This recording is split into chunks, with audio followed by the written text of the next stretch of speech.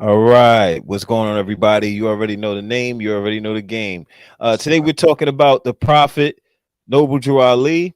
Absolutely. Um, as you can see, I have the fez on, you know, just to honor the Moorish Science Temple of America, and of course the Prophet.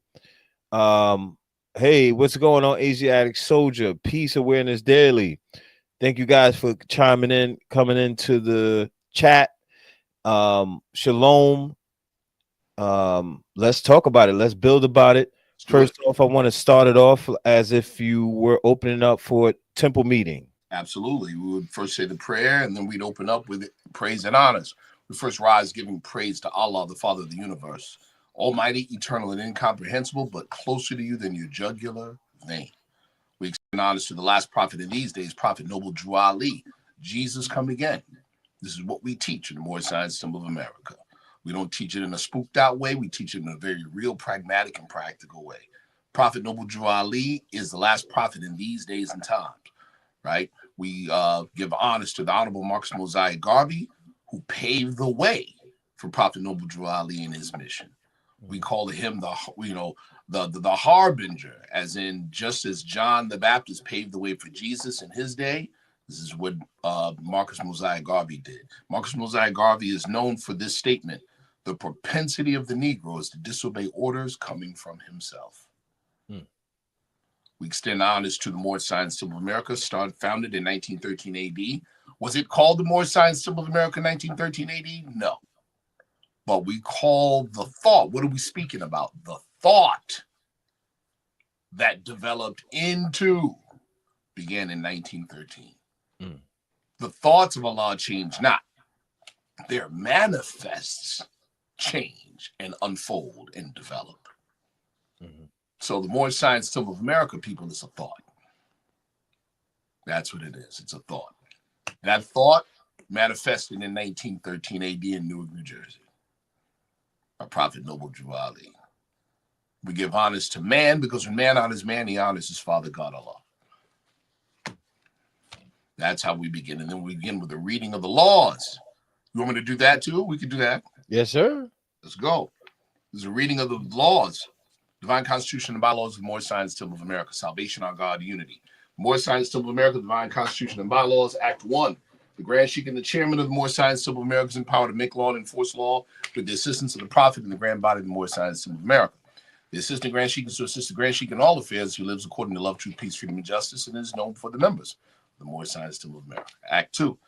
All meetings are to be open and closed promptly according to the Circle 7 in love, truth, peace, freedom, and justice. Friday is our holy day of rest because on Friday the first man was formed in flesh, and on Friday the first man departed out of flesh and ascended to his Father God Allah. For that cause, Friday is a holy day for all Muslims all over the world. Act 3. Love, truth, peace, freedom, and justice must be proclaimed and practiced by all members of the Moorish Science Temple of America. No member is put in danger or accused falsely his brother or sister on any occasion at all that may harm his brother or sister because Allah is love. Act 4. All members must preserve these holy and divine laws, and all members must obey the laws of the government because by being a Moorish American, you are part and partial of the government and must live the life accordingly. Act 5. This organization of the Moorish Science Temple of America is not to cause any confusion or to overthrow the laws and constitution of the said government, but to obey hereby. Act 6.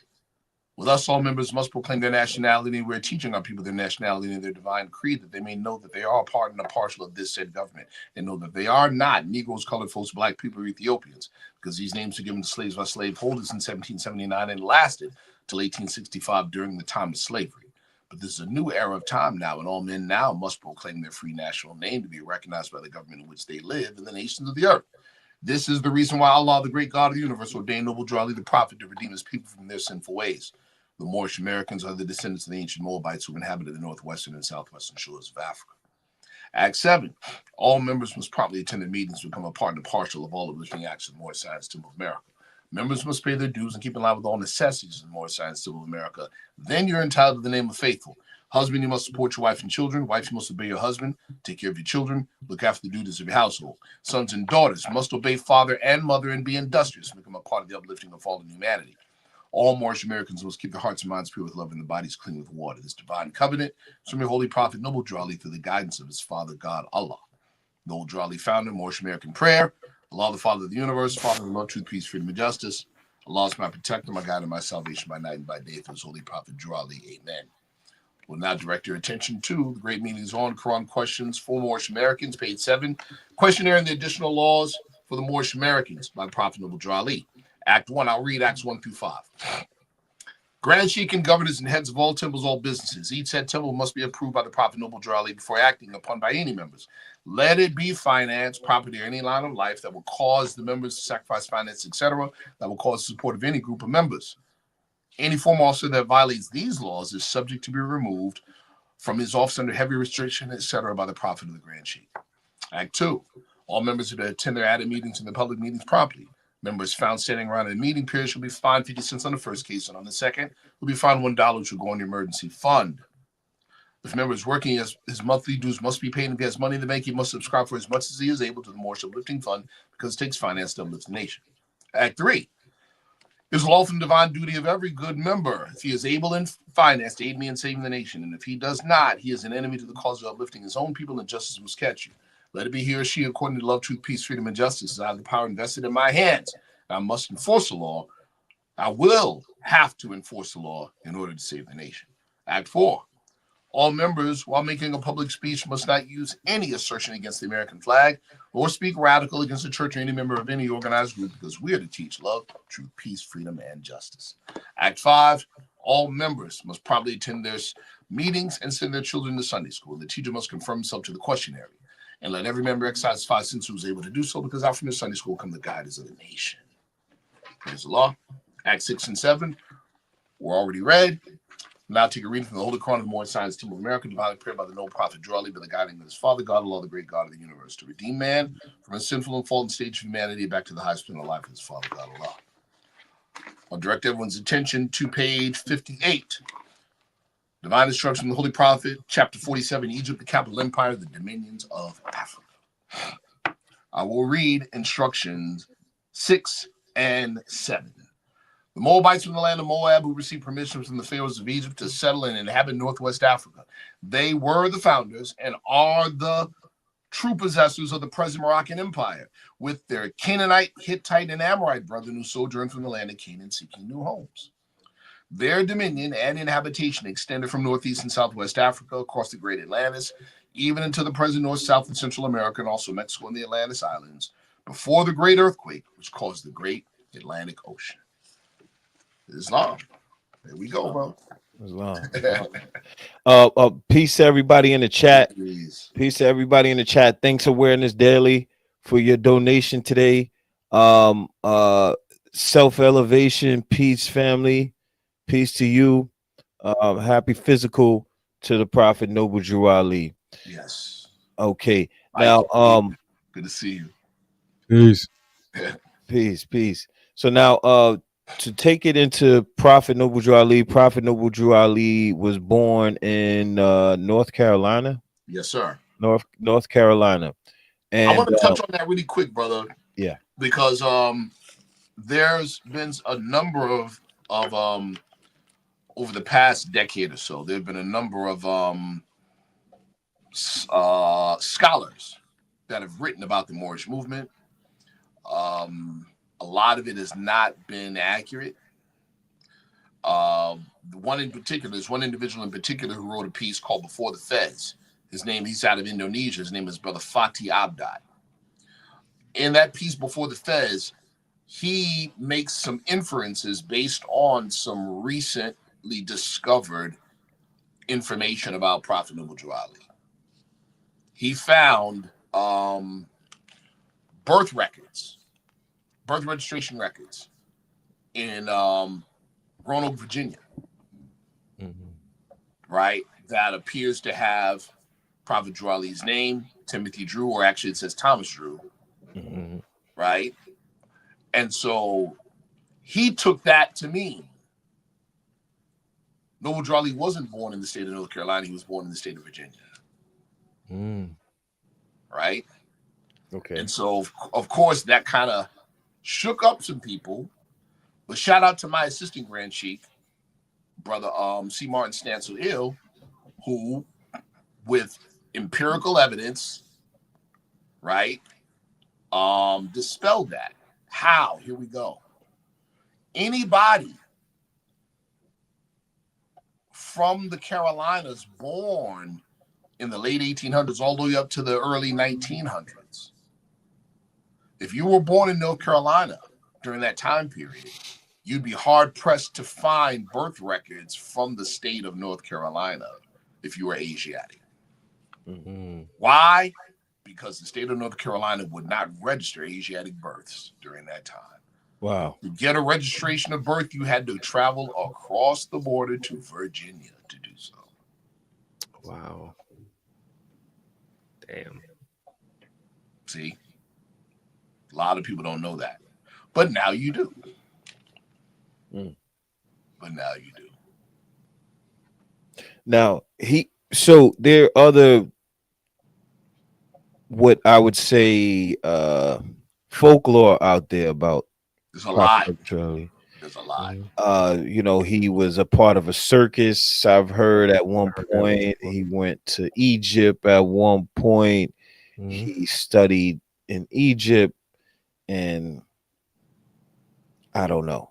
So let's talk about the circus thing. Right? The European that wrote that, who had a piece about that. There's a couple.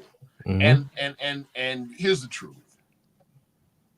Nobody knows. There's no definitive evidence that Prophet Noble Drew Ali traveled with any circus anywhere. What we do know is this. At a particular point in history, we do know this, that there were a number of our people, right, taking on Arabic names or Hindu names and performing, you know, in shows. So we do know that. We do know that. So what's happened is that there's been the presumption that because Prophet Drew Ali appeared to do something similar, was he doing shows? No. Was he claiming to heal people? Yes. Was he claiming to have Eastern knowledge? Yes. So people lumped him in the same category. mm-hmm. Oh, he must have been a circus performer like these other guys. Get it? There is no evidence that he was ever a part of anybody's circus. None. Got you. There's just that inference because there were groups of individuals doing something similar at that time. See? And the whole thing of, oh, he went to Egypt, we don't know that. We don't know. And these types of things, as we know, are really distractions. Where did he get his knowledge from? Well, that's far less important than the knowledge itself, isn't it? Right. Agreed. If you're overly concerned or overly preoccupied with where he learned from and who taught him, then you miss the whole point. You miss the whole point. See, there's a power in what he taught. Now, the reason why I think that, I'm going to say for me, myself, speaking for myself, and this may sound kind of crazy. No, go ahead. But yeah, I do have a Negro in me. Yes, for sure. We all do.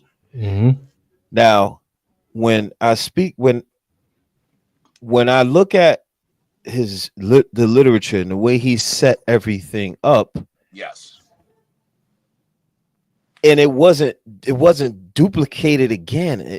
No one did it again. Can't reinvent the wheel. It's like, okay, so where did he get it from?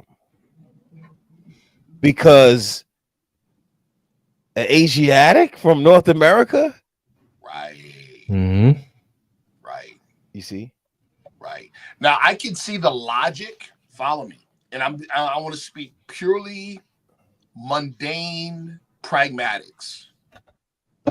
Take any idea of divinity out of it. I can perfectly see the logic behind obscuring the origins of your education. Because if people knew the origins, then the credit could be given to others. You get lost. You will not be focused on the mission. Right. Yeah. The credit could be given to others. Just like, think about it. Think about it. Our people being uplifted. Our people in America becoming really unified. We've never been unified. You understand that? Yeah. Irish Americans, unified. German Americans, unified. Japanese Americans, unified. Get it?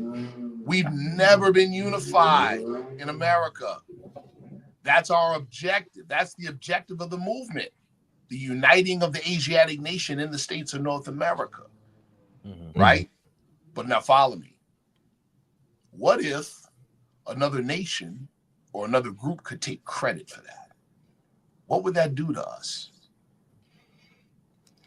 Make you feel powerless. Thank you. Lost. Make you feel like you're beholden to that group. Like a lot of our people are told in history that Abraham Lincoln freed us. Mm-mm. So we should be beholden to Lincoln. See? Mm-hmm. The mere fact that nobody can take credit for us uplifting ourselves is earthly evidence that the origin of it is divine. There we go. See that? Yep. Because ain't nobody else on the planet can step up and take credit for it. Right. And then to say prophet Noble Drew Ali. There you go. That could become violent depending on where you are. Absolutely. But so now, here's where, like, the chairman of my temple, he says it like this, because he was told this: stick the prophet up. What do you mean by that? Question the literature. Mm-hmm. But how do you question it? How do you question instructions? You got to walk a pace with them and see the result. Exactly. You got to involve yourself. You got to be committed to it. Oh, are these principles right for the salvation of our people? How are you going to know unless you walk it? How are you going to know unless you observe it? How are you going to know unless you participate? You got to. Other than that, you're not going to know. Right. Beautifully said. Beautifully said. Yeah. Because one thing, all honest to the Moors and Noble Drew Ali, happy birthday to him, Prophet Noble Drew Ali. It's beautiful what you said about walking with him with the instructions. Because some people will argue the fact that, those are Aquarian gospels and such, right? But they don't understand that he took those tools to work on himself, and they work for him. So he's like, if this worked for me, it'll work for my people. Come on. Come on.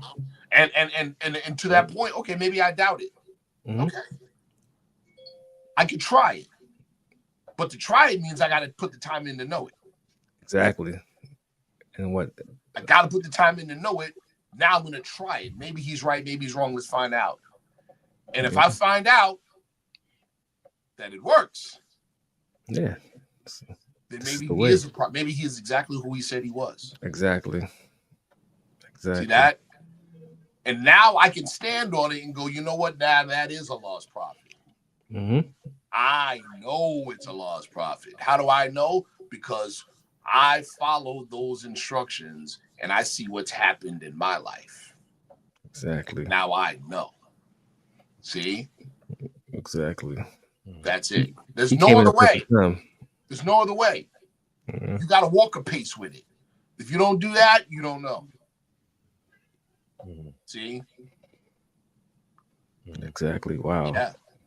He came in a perfect time, and to use something from the Aquarian Gospels, the ages, at the time where our people were completely decimated from slavery, and he was considered a Negro. Let's talk about that real quick too. Did you get it from the Aquarian Gospels? No. Yeah, divinely inspired. Wait, hold on. Yes, so you're saying he didn't get it from the Aquarian Gospel? Nah, it's just inspired. Nah. Listen close. Mm-hmm. When Levi Dowling was brought into court. Mm-hmm. When he was brought into court and asked about the Aquarian Gospels, Levi Dowling is the man that said, "Oh, I acquired it via the Akashic records." Exactly. That's what Levi Dowling said. Mhm. Now, what did our prophet say? You can look at it, page 3. This is what he says. He said, the reason these secret lessons have not been known is because the Muslims of India, Egypt, and Palestine had these secrets and kept them back from the outside world. So he's talking about groups of people in 3 different locations. What can we infer from that, people? Oh, Mikey already knows. our people migrate. Our people migrate from the east. Our people is all over with the information. And he's connected to a body of people. Okay? That kept secrets. Oh, man. Yeah. He's connected to a body of people that kept secrets. Now, someone says the holy instructions came from a book called Unto Thee I Grant. So some of them. Again, Prophet Noble Drew Ali, in putting together the Holy Quran of the Moorish Science Temple of America, said it was divinely prepared. He didn't say he authored it. Right. It was divinely prepared, just like Prophet Muhammad never said he authored the Quran. See that? It was divinely inspired. There you go. So we can point to a number of sources. We can point to Unto Thee I Grant, which was transcribed from an earlier, older text called Infinite Wisdom. Okay, yeah, we can point to that. We can also point to a text that is now called the Aquarian Gospels of Jesus the Christ. We can point to that, sure. Sure, but that's not everything. Because we just named 2 sources that account for chapters 1 to chapters 46. Oh, no, I'm sorry, to chapters 44. You can't account for 45 up to 48. See? Can't account for those. So, and again, we're talking, most importantly, we're talking about a prescription that was prepared. A social and spiritual prescription that was prepared from other materials and put together for us. Yep. Perfectly said, man. And we could talk about, let's say, for instance, Unto Thee I Grant, which again, like I just mentioned before, was a translation or a transcription from an earlier text called Infinite Wisdom. We could talk about that, but if you're not familiar with the contents, what's the point? You're just an outsider pointing on the field about what the players are doing. Right. You're not in the game. Kick that. So your opinion at that point, respectfully, doesn't mean a whole lot to the players. See that? Your opinion only means something when you're on the field. Right. You're not on the field, it doesn't account for much. See? That's deep, bro. We need people on the field, right? We need people living the life. You're not living the life, you really don't have, your opinion about the life doesn't carry a lot of weight. That's important. So we have someone who's what they do on the internet. The noble term is a Shriner term. I just want to address that real quick. And annoying as hell, this mother effer is a Freemason. Like that's what I'm saying about this Freemason. Oh my God, here they go again with the Freemason. Yeah, man. The person needs a hug. First of all, let's correct him. The term noble is not a Freemasonic term. He said Shriner. There you go. And the Shrine organization is not a Freemasonic organization. Exactly. It's outside of it, not even an appendage. Thank you.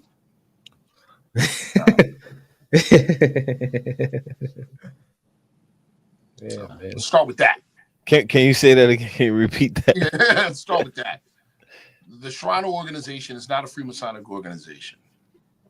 It's not. And like the brother Mikey said, it's not even an appendage or an auxiliary of Freemasonry. It's not. See? And the title noble is used in the shrine, but that doesn't mean it comes from the shrine. Let me say that again. The title noble, while it may be used in the shrine, doesn't mean it comes from there. All right. So we have this guy in the chat. I don't know what you want to do with this guy. What does he say? He says Sharif was a part of a free Masonic group in Syracuse, New York, and they gave themselves degrees without earning it. Yeah, I don't know what he's talking about with that. We don't give ourselves degrees. And I was initiated, passed, and raised at under Scottish Rite. Let's just be accurate. I was initiated, passed, and raised in Scottish Rite, and it wasn't in Syracuse. How about that? And they are in love with, they infatuated with Sharif. They're so caught up in your Masonic history. It wasn't in Syracuse. and none of that is a secret. Okay. Freemasonry is not a secret organization. Now we got to do this, man. It's an organization with secrets. There you go. Now when you get disrespectful, you got to go. I was letting you go, brother. I was letting you go on and on and on and talk. I don't mind people putting their opinions out there or what they would believe and stuff like that, and maybe controversial stuff. But when you start calling names and calling people out of their names, you got to get up out of here. You might as well never come back, because I'm not gonna let it rock. You know what I'm saying? If I see your name again, or if you come back in the comment section talking, I'm gonna block you. He caught the law. Yeah. Well, he caught the law. Ron gave him the law. You see this, Reef? Yeah, he did. He gave him the law. But get him out of here. Too, let's be real, right? Or let's just be. When people feel the need to do those types of things on a medium such as social media, they're really broadcasting their own sense of self-weakness. Yeah.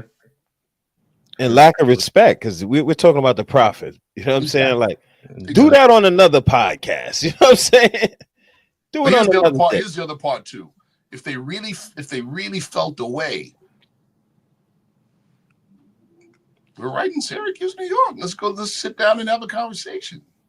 They won't do that. They won't have the same vigor. The way they had that vigor online, in person, they don't. And I feel bad for people like that. Like, as you said, show your weakness, your inferiority. Yeah. But you know what? Let's not dampen the mood. We're talking about the prophet birthday.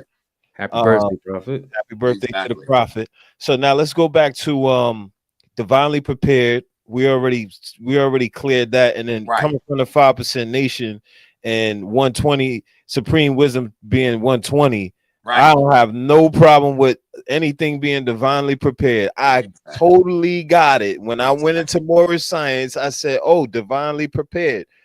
Oh, okay, makes sense to me. Makes sense to me. Exactly.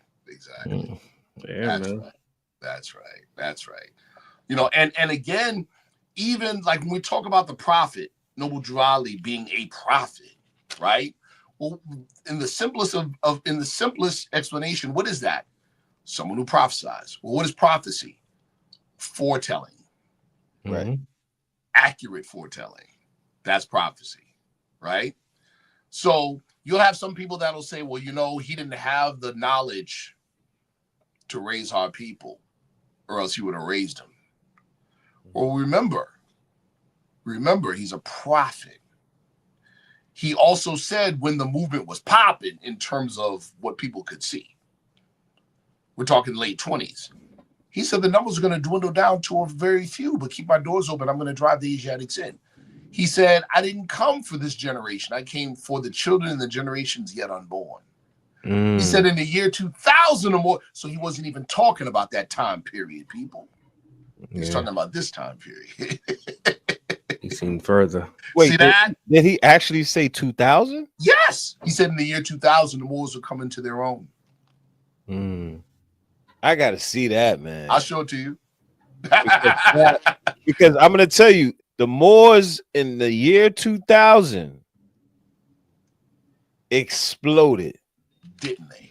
and then it's just going up and up and up. You see it, right? Up. Yeah. Mm-hmm. He said this. Look, see, these are things we live in the time period that he was prophesying about, so we can see it in front of our face right now. What they couldn't see in 1928. So in 1928, around 1928, he says, one day the Europeans going to let you down. You're going to have to store a 90-day supply of food until your brothers come from the east to come to rescue you. Mm-hmm. Come on, man. Now you've got people on TV. You've got analysts. You've got military analysts saying, yeah, civilians need to prepare for the worst. Civilians need to store up at least 90 days. You hear them saying it now. Yeah, all the time. Yeah, 90 days of food. Yep. Right? He said this. One day, the United States is not going to be able to do any business unless it's through the Asiatics. Come on. That ain't hard to see right now. Right. Yeah. That's not hard to see. Because it's not hard to see. The present American status quo is what? Euro-imperialist. Mm-hmm. And we see the rest of the world, the global south, pushing out Euro-imperialism all over the world. It is happening. So, and where are we? Inside America. So if America's to survive, at least socially and economically, it's got to do business with a face that the global south recognizes. Yep. And I don't mean just a physical face. I'm talking about conditions and situations and mind state. Yeah, because the whole world sees our condition here. That's a fact. The world sees it. Our condition around everywhere. So who they gonna do business with? Come on. Mm-hmm. People with similar experience. Mm-hmm. See that? You see our value? Especially our value with the prophet's teachings. See? That's peace, man. Yeah. I always ask this question about Noble Drew Ali, like, you know, knowing about his history. You know, I know the answer will remain the same as far as him having offspring, children, being married on record. Married, yes. Twice. Okay. Twice. At the same time, to two, no. Nah. His first wife was Sister Pearl. Okay. And his second wife was Sister Mary. Okay. Yes. Yep. First was Sister Pearl and then Sister Mary. That's right. Mm. Offspring, not that we know of. That's crazy. I wish, you know, we. But now, Mikey, brother Mikey, if you, there's a book I would recommend. That book is called, Noble Drew Ali, Prophet Noble Drew Ali, Savior of Humanity, written by Brother A. Hopkins Bey. He's the Assistant Grand Sheikh of the Moorish Science Temple of America, incorporated under the leadership of Brother R. Jones Bey, which is my leadership. So if you read that book, it's very accurate, especially dealing with the doings and the happenings of Prophet Drew Ali from the years 1925 to 1928. When you look at what he was doing, especially from 27 to 28, you literally are asking yourself this question: when did he sleep? Yeah. Like he was getting busy, get busy. You hear me? I'm looking it up right now, the book. Yeah, like brother, literally, I was like, when I first read it, I said, he didn't sleep. He didn't have time for nothing else. This is right here, right? Yes, sir. That's the book. That's the book. He had time for nothing else. He was working. You got to look at it like this. From 1925 to 1928, he's in Chicago, establishes the first temple in Chicago in 1925. By 1928, had 15 temples in 15 different states. Yeah. And over 10,000 members. Had the Moorish Manufacturing Company. That was his job, by the way, his own business. The Moorish Manufacturing Company was his business that had a building, had manufacturing equipment, and had salespeople and other personnel. Wow. Every temple had a business attached to it. So you're doing economics, growth and development, This was in 3 years, people. 3 years. The man was getting busy. And in that year, 1928, largely responsible. His efforts were largely responsible for getting the first Asiatic, so-called African American, into Congress since Reconstruction. That's why this brother said right here. I think it's coincidence a law was born 1928. Possibly. I know we don't believe in coincidences, though. Right. There are no happenings. Law governs all events. Energy travels. It's crazy. We don't believe in coincidences. Just like the whole thing right now, there's a lot of talk about that. I don't want to take anything away from the prophet. It's this day. But there's a lot of talk, now about UFOs and UAPs and this and the third, right? Shout out to Honorable Elijah Muhammad. He was teaching on it in the 30s. Mothership. Fourth grade education. But he was teaching on it at a level. Listen close. He was teaching on it at a level that the intelligence communities wouldn't openly admit until the 90s. You hear what I'm telling you? Now they're quietly saying, yes, these may be other human groups instead of aliens from other planets. Mm-hmm. You see? Mm-hmm. You don't hear people, there were people calling Elijah Muhammad a quack. They ain't saying that now, are they? Mm-hmm.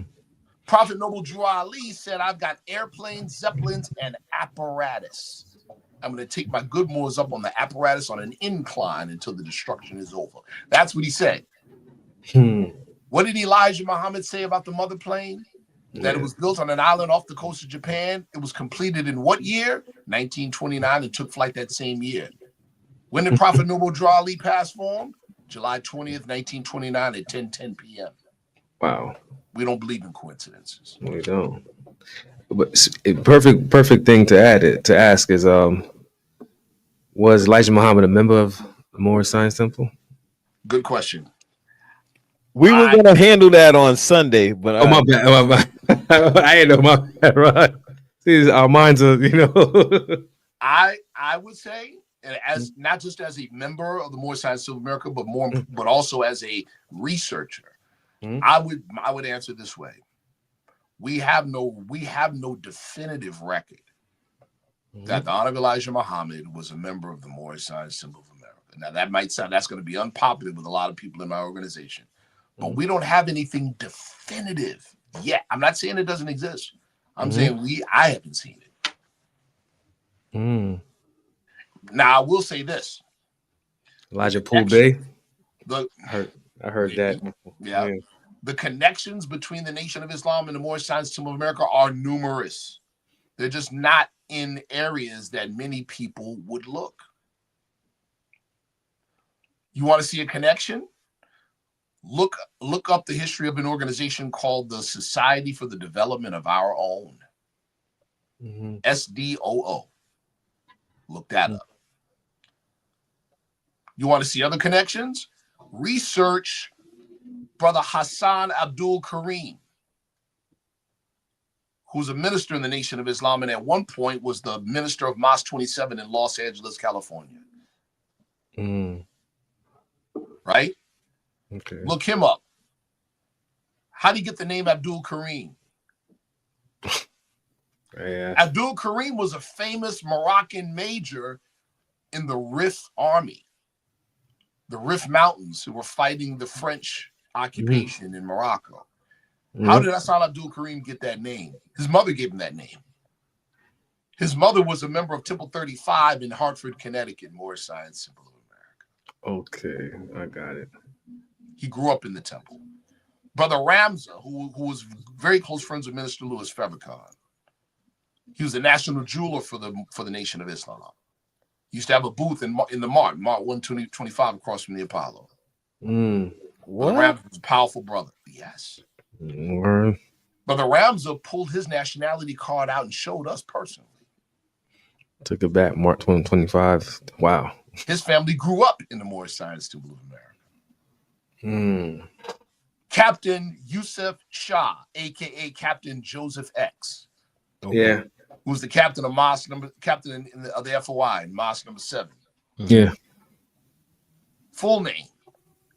Joseph Gravite Eel Jr. Wow. The son of Joseph Gravite Eel Sr., Grand Sheik of Temple Number 10, Moorish Science Temple of America, Newark, New Jersey. Wow. History goes deep. Absolutely. And they even had a Moorish Zionist temple too of the Jews. Absolutely. Yeah, I've seen. That's right. That's right. That's right. That's right. That's dope, man. I want to let you keep flowing. Yeah, go ahead. I'm listening. Brother Ben claimed he was a member in his belief versus knowledge lecture. I never heard that. I have to check it out. We brought years ago. We brought Dr. Ben to Syracuse University, and he spoke about a particular organization or a secret order that he was a member of, that Westerners were not allowed to apply to be a part of. Shout out to Brother Ishmael Bey. He was there in the audience. He was there to hear this as well.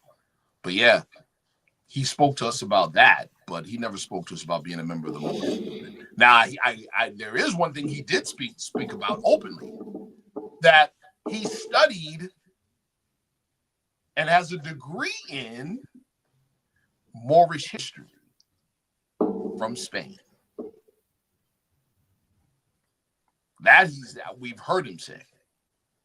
Yeah, that we've heard him say. Yep.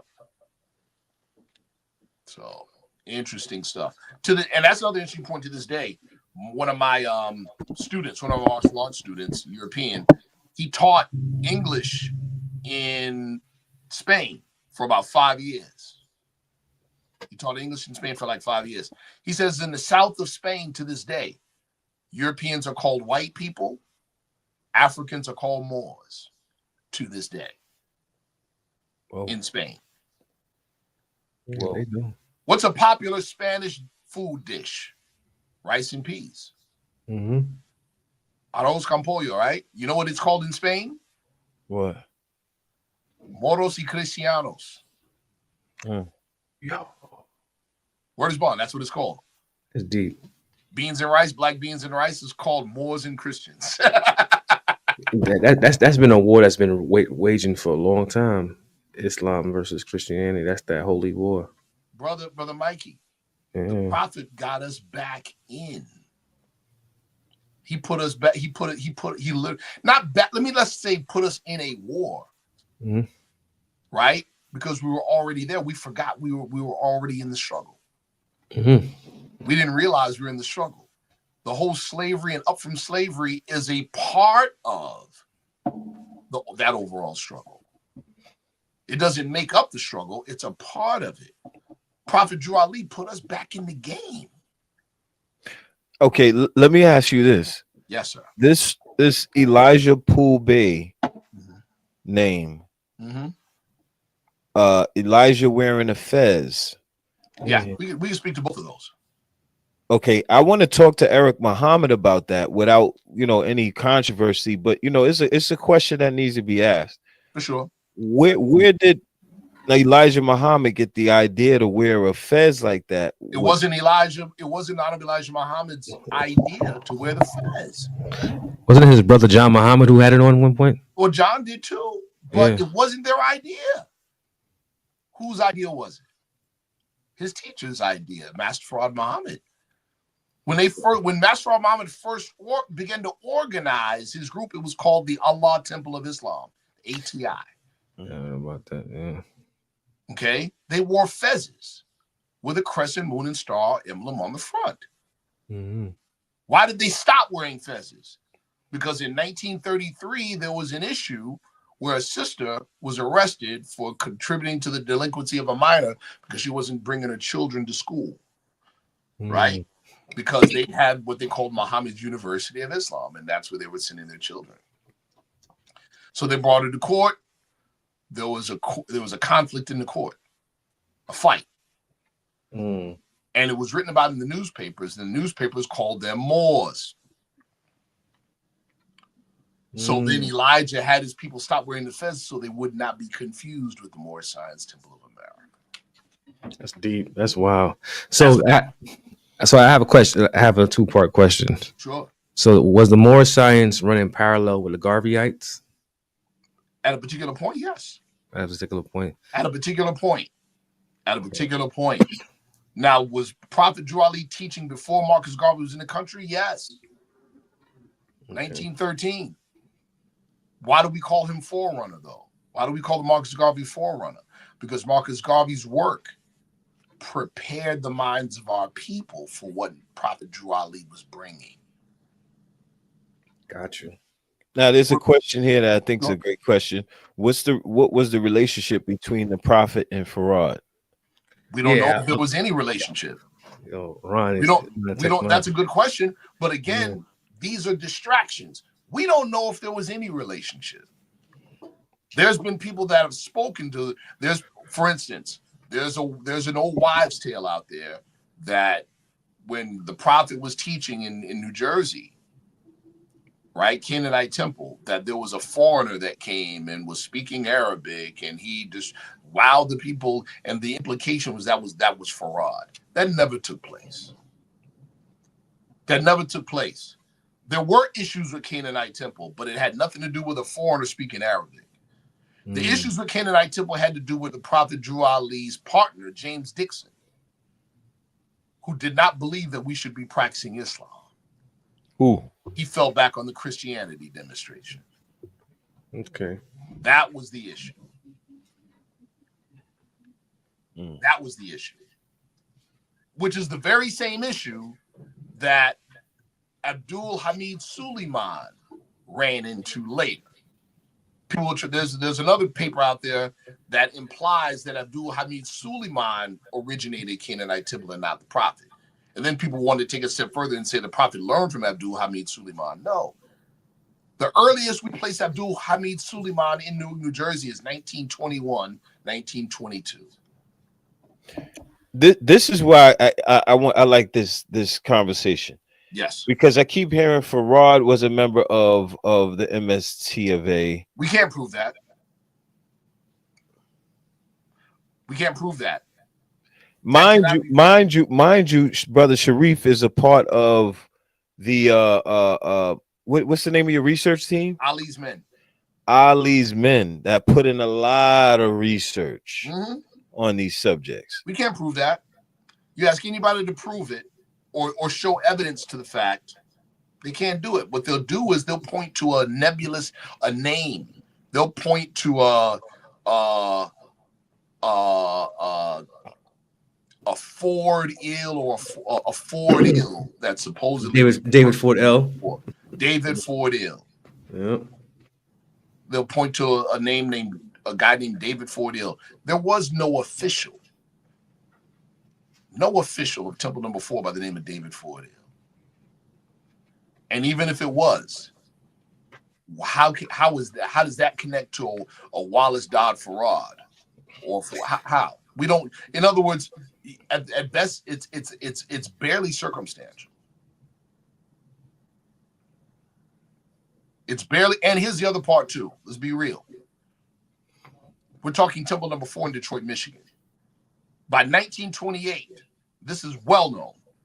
Temple 4 had over 1,500 members and 4 businesses, 2 grocery stores, a laundromat, and a printing press.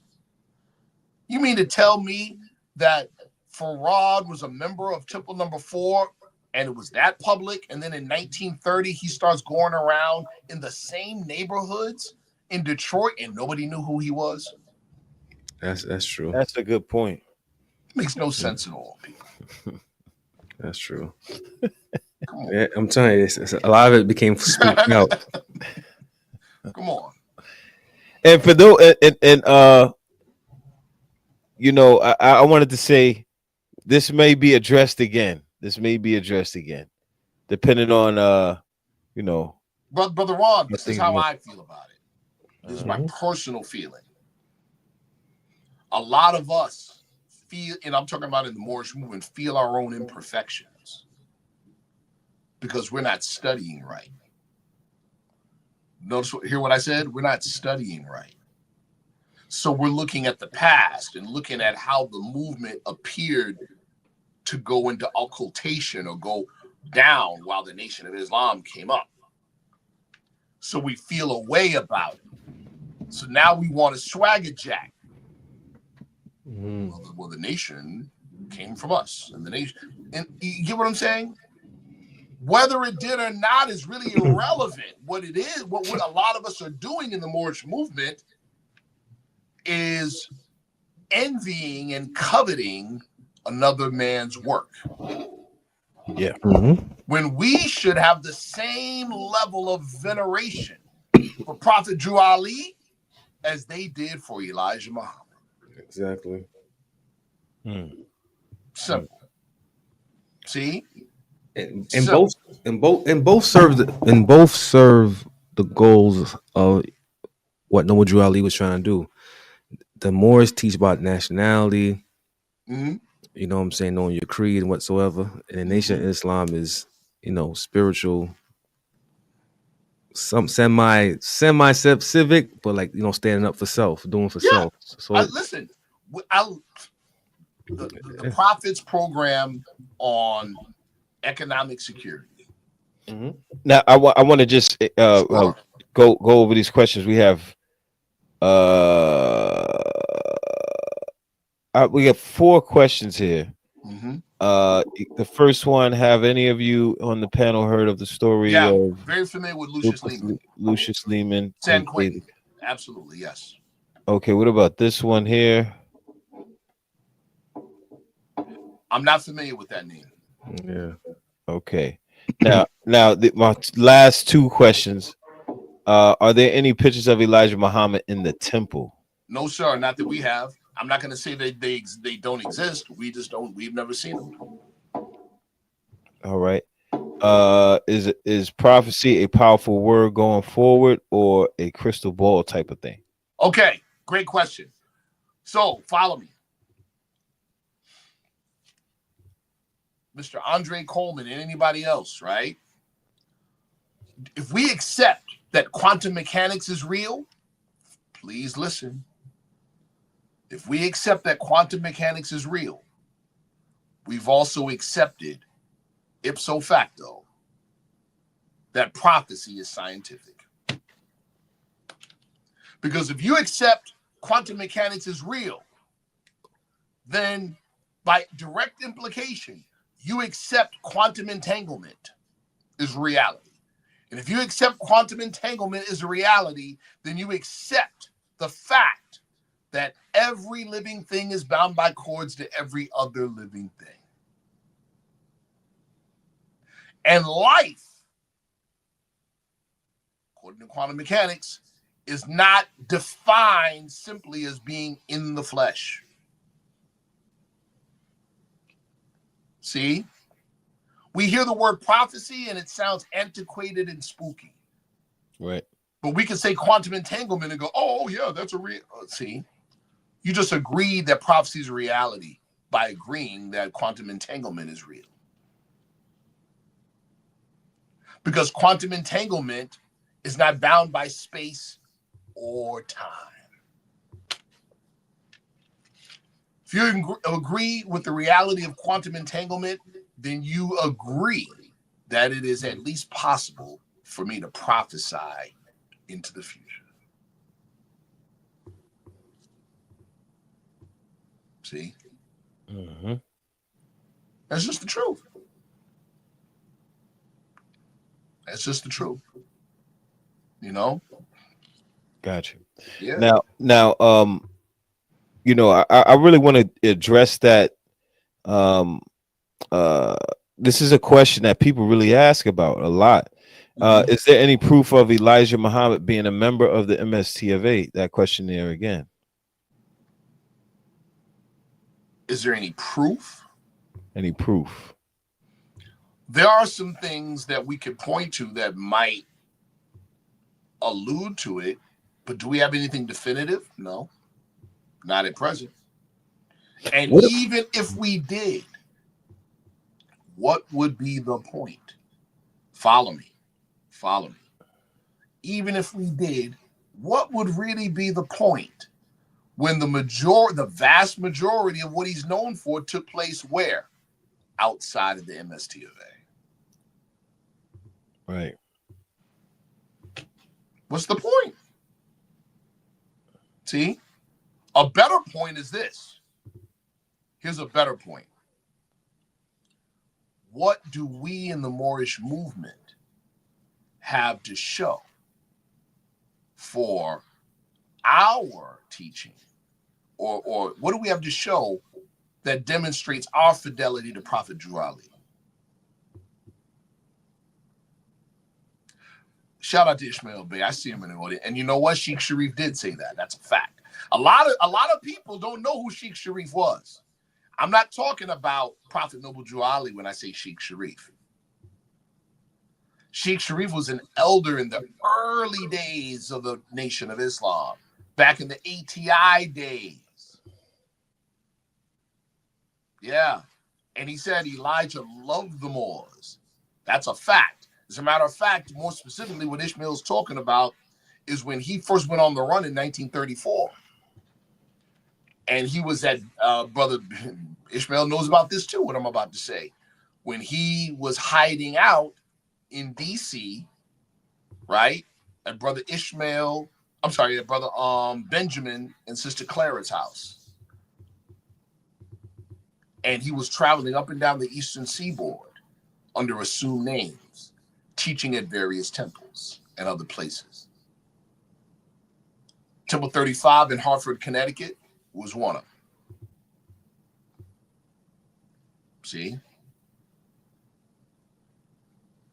Like I said, there's a connection, but the connection often isn't where we're looking or how we're looking. See?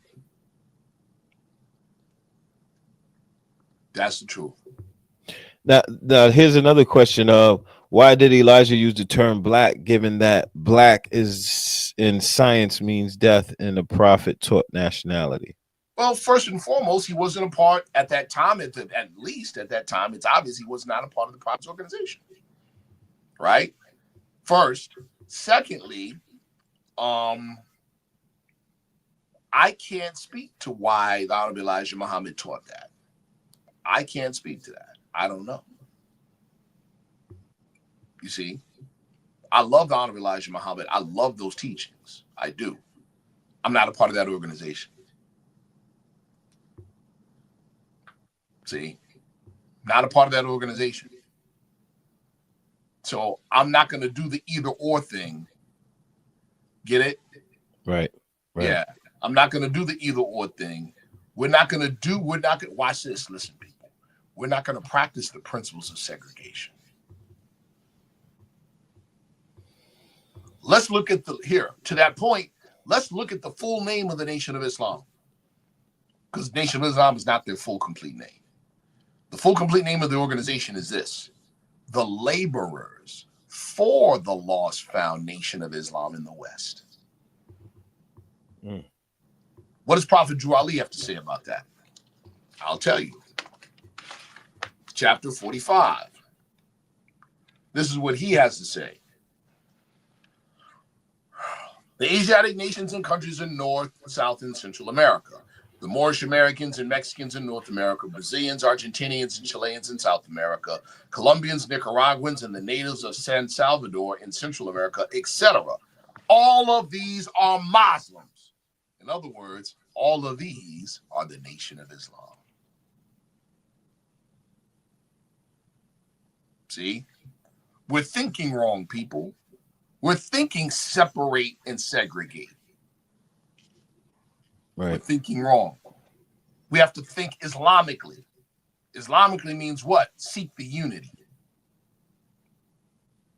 Seek not the points where we differ. Seek the points where we come in line together. That's how we need to be thinking. See? That's how. That's how we need to be thinking. Right. See what I'm saying? Go ahead, brother. I was going to say, on that note, that was a powerful bill on Prophet Noble Drew Ali. Maybe we should do another one on this one on the prophet. Yeah, It's an easy, brother. hands down, Prophet Noble Drew Ali and what he really did was one of America's best kept secrets. It really is. It never fails when I'm talking to government officials and other people, and we mention that he was instrumental in getting Oscar the Priest elected to Congress. People are like, what? And they're almost offended that they were never taught that. You got to remember, this was 1928. There was no Voting Rights Act of 65. It says, okay, how would the MSTA reconcile with the NOI? Before you answer that, we got something coming, y'all. We got a surprise for y'all coming. Well, we're gonna deal with that. Let me say this, Brother Ron. You know, addressing the words, the verbiage that whoever asked that question used, that presumes that there's something that needs to be reconciled. We're not gangbanging. We're not in opposition. Let me say that again. We're not gangbanging and we're not in opposition. So what is there to reconcile? Right. See, that presumes that there's a conflict when there's not. Yeah, there's no conflict. Here, watch this. Brother Ron, you've had a significant other, or you have a significant other, or whatever, right? Does a disagreement between you two constitute a separation? No. Thank you. Come on, people. Come on. Let's not presume because the Nation of Islam says black and we don't that we're at odds. Right, but you know what? We got to cut that short because we got something for y'all. We're gonna go in on this. We're gonna go in on this topic. Just be patient. We're gonna go in on this topic. Check us out on Sunday. We're gonna close this meeting up. Peace to everybody in the chat. I really appreciate y'all. Let's close this meeting out like if we were in a temple. That'll be peace. Yes, sir. Ready? Oh, yes, absolutely. Yeah. I'm sorry. Let's do that. Here we go. Divine warning by the Prophet Noble Drew Ali. Prophet warns all Muslims, governors order to read proclamation at each meeting. I hereby inform all members they must end all radical agitating speeches while they work in their homes or on the streets. We are for peace and not destruction. Stop flashing your cards to Europeans. It causes confusion. Remember, your card is for your salvation. Failure to obey these orders will be a severe consequence. We are for love, truth, peace, and freedom. When these principles are violated, justice must then take its course. Any member or group of members who hold malicious feelings toward the temple of the prophet or violate the divine covenant of the Moorish movement will receive their reward from Allah for their unjust deeds. All true Moors will and must obey the laws laid down to them by their prophet. If they lose confidence in their prophet, they should turn in their card and button, cease wearing their turban and fez, and return to the state where I, the prophet, found you. This is a holy and divine movement founded by the Prophet Noble Drew Ali, and if the prophet is not right, the temple is not right. The prophet, therefore, is sending out the divine plea to all Moorish Americans that they do their part in protecting their prophet and the temple. This is an everlasting movement founded by the prophet through the will of Allah to redeem his people from their sinful ways. By order of Prophet Noble Drew Ali. Peace. Peace. On that note, again, peace. See you guys tomorrow. Absolutely. And also Sunday, we got a surprise. That's right.